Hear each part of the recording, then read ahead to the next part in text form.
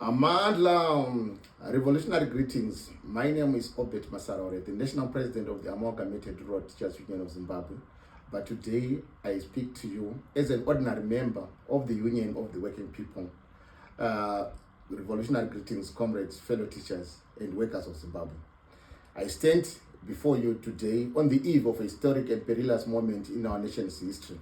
As Parliament prepares to debate and vote on Constitutional Amendment Bill number 3, we are not merely witnessing a legislative process, we are standing at a precipice. The choices made in the August House in the coming days will determine whether Zimbabwe remains a constitutional democracy or slides irrevocably into an absolute neoliberal oligarchy. Let us strip away the diplomatic language. What we are witnessing in Zimbabwe is a textbook case of socialism for the elites and neoliberalism for the poor. The ruling elite enjoys state-sponsored treasury bills, tax exemptions, and undeterred access to national resources, while the working class is choked by aggressive austerity and a complete lack of social protection. This address is a declaration of the state of our union, a union of educators, nurses, farmers, and everyday citizens who are bearing the crushing weight of a predatory economic model designed to protect oligarchs and enrich a selective few at the expense of the dying majority. Let's begin with the crisis we know, the crisis in the classroom. Based on the findings of the Teachers Basket of Needs report produced by the Amalgamated Raw Teachers Report of March 2026, that report paints a harrowing picture of a profession under siege. We notice that income poverty, a staggering 94.87% of teachers explicitly report that their current income, which average a meager $200 to $350 per month, fails to meet their family's basic needs. Then we also have a debt trap. Trapped by poverty wages, 79.49% of teachers are drowning in outstanding loans. They are forced into the clutches of commercial banks, predatory microfinance institutions, and informal money lenders just to buy food and pay school fees. Then the judge deception. This debt crisis is exacerbated by government employees' mutual savings scheme GEMS, which is an opaque, unilaterally imposed liability that it deducts 2.5% from a mega salary, denying teachers access to affordable credit and charging commercial rates on the teachers contributed by the same teachers. There's also an issue of food insecurity. Food poverty is a daily reality. Over 2/3, 79% of teachers allocate at least 41% of their salary to food alone, with 37% spending more than 60% of their earnings just to eat. Then we have substandard housing. Only 46.15% have school-provided shelter, and 47.4% of that housing is poor conditioned, marked by leaking roofs, cracked walls, and inadequate sanitation. Only 5.13% of teachers consider their housing adequate for a family. We also have healthcare deprivation. While 33% of teachers face high out-of-pocket medical expenses exceeding US $76 per month, 71% rate their access to quality health care as poor or very poor. High medication costs of 75% and consultation fees 64% have priced the civil servants out of basic survival. We also have a transport burden where public transport consumes up to 1/3 of a teacher's salary. This crisis is exacerbated by the recent fuel hikes, driving petrol to $2.17 per liter, forcing 14% of our educators to walk very long distances to work. This is the baseline of our existence. So the report shows that the classroom has become a site of survival than a site of pedagogy or excellence. Now, this is why the teachers have launched the Operation Dignity. We seek to restore the dignity of all working people. But let us be clear, the crisis facing the teachers faces all working people. The nurse in the rural clinic, the artisanal miner, the tobacco farmer, the civil servant, and the informal trader are all trapped in the same matrix of exploitation. Skyrocketing fuel prices, currency devaluation, stagnant wages that have stripped the Zimbabwean citizens of their dignity. To counteract this systemic degradation, ATUS is championing Operation Dignity. The core thrust of Operation Dignity is the unconditional restoration of workers' dignity through a living wage, safe working conditions, and social security. We declare that Operation Dignity must not be viewed as a teacher's only struggle. It must be embraced by every working person, every youth, every family across Zimbabwe. When the state fails to provide basic health care, proper housing and affordable transport, it is a collective assault on our humanity. Operation Dignity is a collective shield to reclaim the dignity of all citizens. But comrades, we have to take some time to reflect and celebrate the little successes we have posted. You will remember at the beginning of May, we launched the Chitepo Vivid campaign. Even in our darkness, our collective efforts have compelled the state to respond. We celebrate the significant achievements of the Chitepo Vivid campaign, which has held the government accountable, pressuring it to speak out against low tobacco prices and to advocate for better prices for our local farmers. Furthermore, our advocates under this banner has prompted the government to finally declare that our rivers need urgent ecological rehabilitation. We also note that the president recently called for government agencies to receive direct funding to rehabilitate our crumbling road networks. This marks a major progressive shift away from over-reliance on corrupt entrepreneurs who siphon public funds and deliver nothing towards building internal capacity. The vivid pillars, just to remind comrades, remain our roadmap for structural economic transformation, where we still insist that we demand value chain justice, ending the theft of labor from artisanal miners, farmers, and informal traders. We demand insourcing state capacity building, a state that constructs its own hospitals and roads, ending the tenderpreneur drain so we can afford to pay our nurses and teachers a living wage. We demand value addition industrialization and further resource nationalization, turning our resources into local factories to create jobs for our own people. We also demand integrated devolution and informal support, establishing autonomous local authorities that provide dignified workspaces for the informal economy. Lastly, we demand decent earnings, a living wage floor for the formal worker, and guaranteed living income for the informal sector. But currently, comrades, what is our biggest threat? We face the threat of mafia capitalism, gold theft, and the return of company rule. Every gain we have made under the Vivid campaign is now under existential threat. The single biggest threat to our dignity today is the Constitutional Amendment Bill number 3. Let us speak with absolute clarity. CAB3 seeks to codify and legally protect the predatory mafia capitalist system that has seized our state. We are no longer governed by conventional political administration. We are being ruled by a cartel that treats the entire state apparatus as private family-run syndicates. Look at how the regime manages our wealth. Zimbabwe is currently missing out on a historic opportunity to structurally develop our nation amid exceptionally high global gold prices. Instead of this gold revenue funding public education, state-of-the-art hospitals, and living wages, our mineral wealth is being systematically channeled into private pockets through illicit smuggling networks and elite-controlled cartels. While over two-thirds of our educators are forced to spend their meager salaries just to starve off hunger, and billions of ordinary Zimbabweans face starvation due to manufactured poverty, the ruling oligarchs are wallowing in unconscionable medieval luxury. We see the sons, daughters, and cronies of the political elites, the likes of Tino Tungwarara, hosting multi-million-dollar extravagant weddings, just like the one held by the son of Tagwire. And also there is the flying in international artists for private parties, parading fleets of imported luxury sports cars through Harare's portward streets. They feast on imported delicacies and toast with champagne that costs more than a raw teacher's annual salary, completely insulated from the misery they have created. This is an ultimate insult to our humanity. A ruling class partying on deck while the ship of state is sinking under the weight of their greed. This case clearly exemplifies judicial and state capture. Anyone questioning whether our institutions have become mere tools for oligarchs need only to consider the recent actions by tenderpreneur Whitney Ojivayo.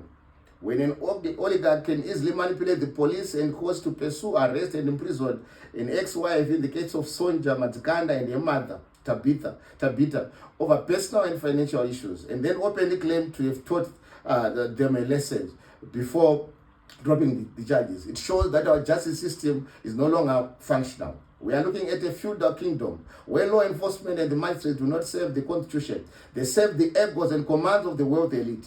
If the judiciary can be so easily captured to settle the personal vendettas of an oligarch, what hope does an ordinary teacher, an unpaid nurse, or an evicted villager have before these courts? To sustain this lavish elite lifestyle and maintain their unchecked power, the state has taken advantage of the most vulnerable. This includes imposing a household tax in rural areas. We've seen per capita tax compelling impoverished villagers to pay for the land they occupy. Additionally, a predatory rental tax is targeting informal urban structures. Most concerning is the regime's push for complete land privatization. They are transforming title deeds meant to provide security into tools for private and primitive capital accumulation. By turning communal and public lands into private tradable assets, they are setting the stage to displace millions of impoverished Zimbabweans to make way for corporate interests. This entire legislative push masked as governance reform is a single timeline and objective. Vision 2030 is designed to serve elite interests. It is a desperate race towards 2030 to shield oligarchs from prosecution and secure their stolen wealth. Yet there is a deep trouble in paradise. The political landscape is fractured because oligarchs loyal to Vice President Constantino Chiwenga are also furious. And Chiwenga is also representing expansive Chinese interests, paving the way of foreign syndicates to seize our sovereign resources. So the current political rivalry between Emerson Mnangagwa and Chiwenga, which is now heating up, is not a clash of ideologies. It is a cutthroat mafia war fueled entirely by rival oligarchs, fighting over who gets the largest share of Zimbabwe.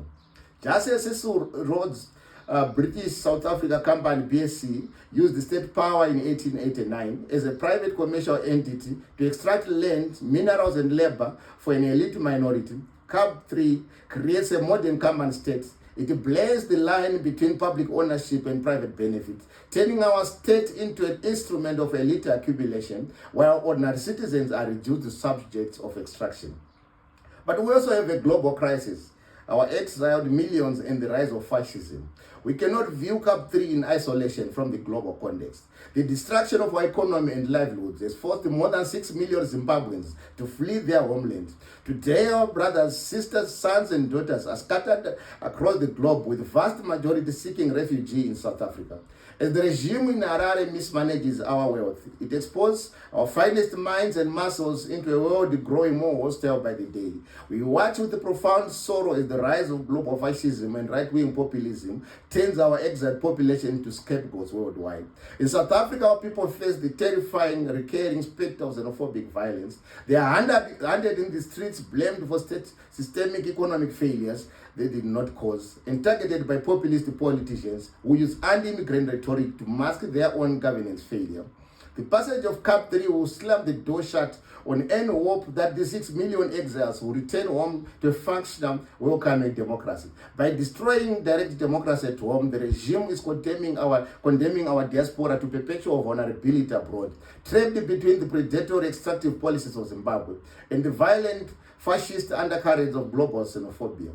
We say to our diaspora, your struggle is our struggle. We fight CAB3 to build a home you can safely return to. The hostage of the regime, political prisoners under siege. As we speak on the eve of this parliamentary sitting, we must remember those who cannot speak because they are trapped behind the cold concrete walls of the regime's prisons. We stand in absolute solidarity with our comrades, the brave young people and political activists who have been arrested, denied bail and imprisoned as political prisoners, simply for daring to organize against CAB3. The state has weaponized the judiciary and the police to crush dissent before it can take shape, holding our fellow citizens hostage to instill fear among the masses. We remember Emmanuel Sitima, we remember Taguda Muga, we remember Liberta Amauswa and others, national leaders who are in prison.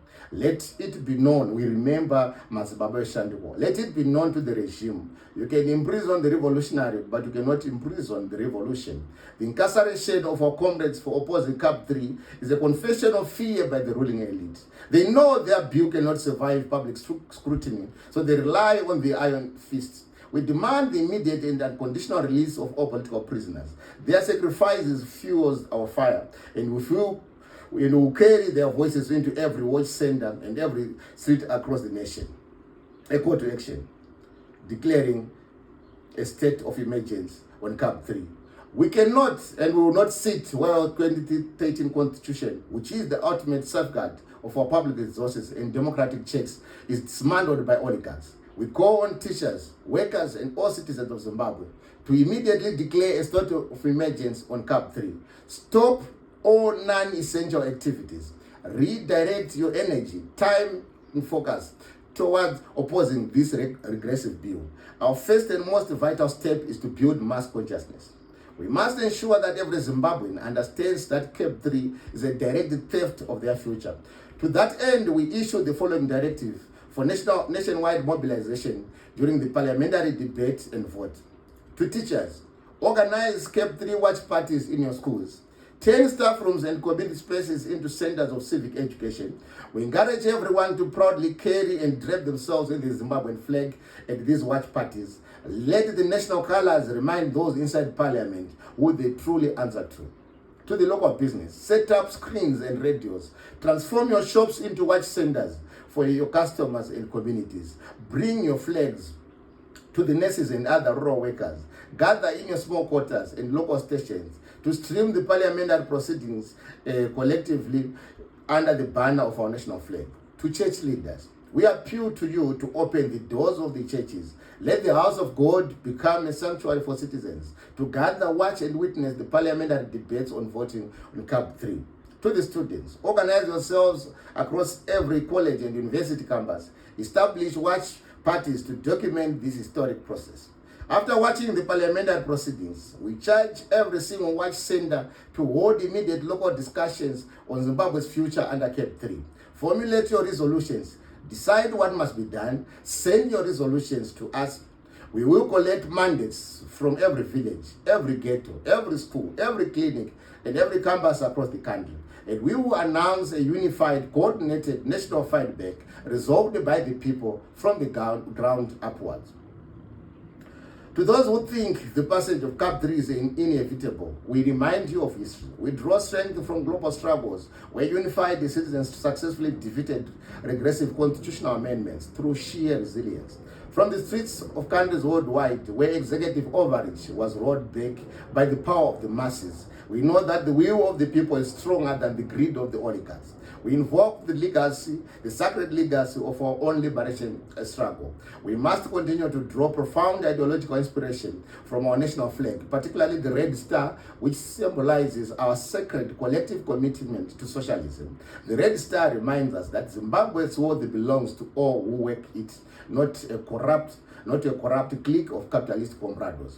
Our liberation war was not fought so that a domestic comprado elite could replace foreign settlers and treat Zimbabwe as a private corporation. The heroes and heroines who bled for this country fought for majority rule, strict constitutionalism, and equitable socialist distribution of resources. Allowing CAB3 to pass uncontested is to spit on the graves of those who fought for true sovereignty. This is our country. This is our Zimbabwe. This Vigananda may have the money, but we have the people. Let's defend the constitution. Let's reject CAB3. Let's restore the dignity of all the working people. Amandla, all power to the people. I thank you.